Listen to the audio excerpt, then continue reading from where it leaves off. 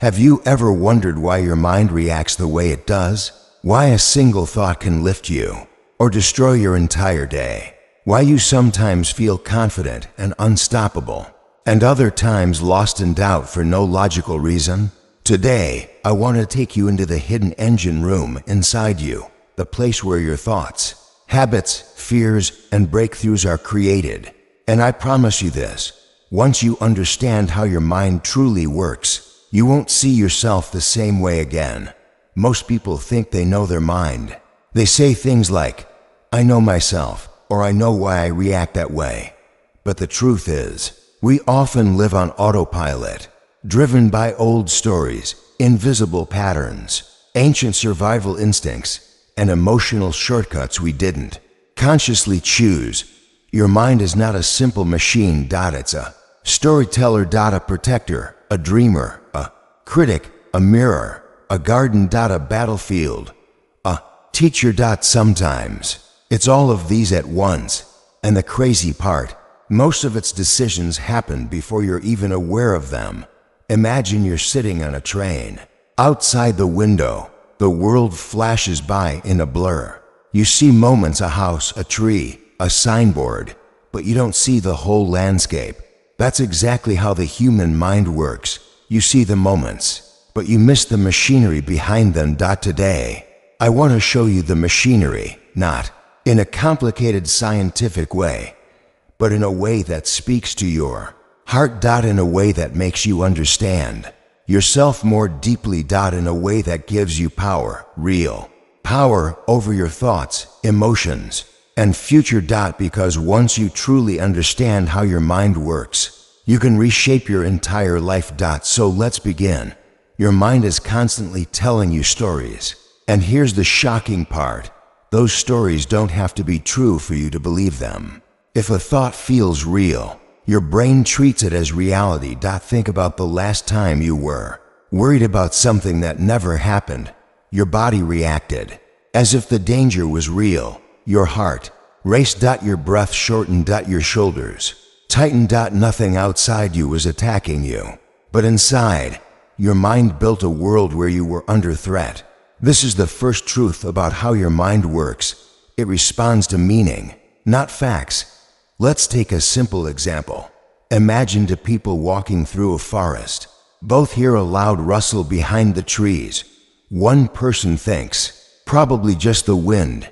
The other thinks, something is chasing me. Same sound, to realities, to completely different emotional worlds. Your mind doesn't react to the world. It reacts to the story you attach to the world. And here's the wild part. Most of those stories were programmed long before you knew how to question them. Maybe as a child, someone told you, be careful, don't take risks. So now as an adult, every opportunity feels dangerous.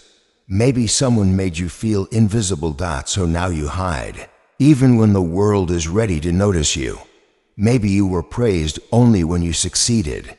So now you connect failure with shame instead of growth. Your past doesn't live behind you. It lives inside your mental patterns right now. Now let's go deeper. Your mind has two major systems. One is ancient, emotional, instinctive, fast. The other is modern, logical, reflective, slow. But here's the catch. The emotional mind almost always reacts first. If you've ever said, "I don't know why I reacted like that," it wasn't you. It was your ancient wiring jumping to conclusions before your conscious mind even showed up. Your brain loves shortcuts. It uses patterns to save energy. That's why habits control so much of your life. When you wake up, you don't think, "Should I check my phone?" Your hand moves before the thought forms. When someone criticizes you, you don't think, "Should this bother me?" Your emotions kick in automatically. And when you dream about doing something big, starting a business, changing your body, fixing your life, your mind immediately brings up every reason it might fail. Not because you're weak, not because you're not capable, but because your mind is wired to protect you from uncertainty. It's trying to keep you alive by keeping you inside familiar patterns. Now here's the Fascinating twist.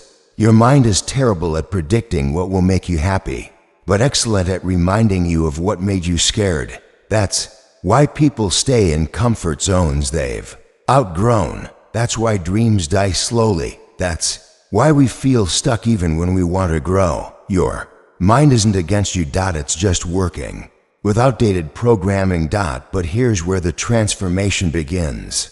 You can reprogram it. Not by force. Not by ignoring your emotions, but by becoming aware of the stories you're telling yourself. Let me give you a metaphor. Imagine your mind as a garden. Your thoughts are seeds.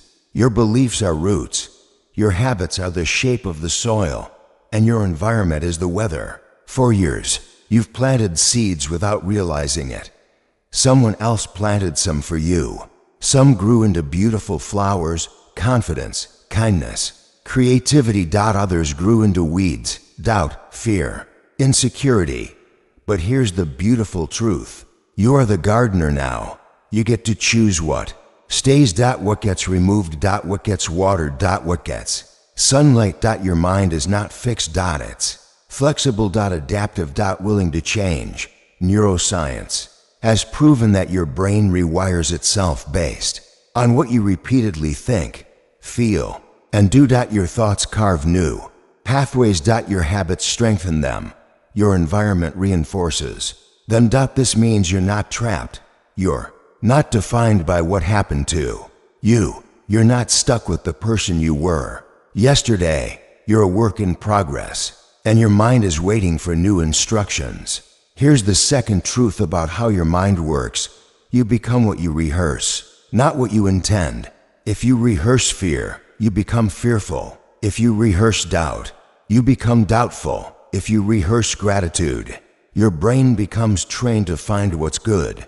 If you rehearse courage, even small courage, your mind starts seeing possibilities instead of threats. Your life bends toward the thoughts you repeat. And that brings us to the final truth. Your mind listens to you more than anyone else. Your self-talk becomes your identity. Your identity becomes your reality. Every time you say, I can't, I'm not good enough, I always fail, your mind doesn't question it. It accepts it. It rewires itself around it. It builds a version of you that matches the script you keep repeating.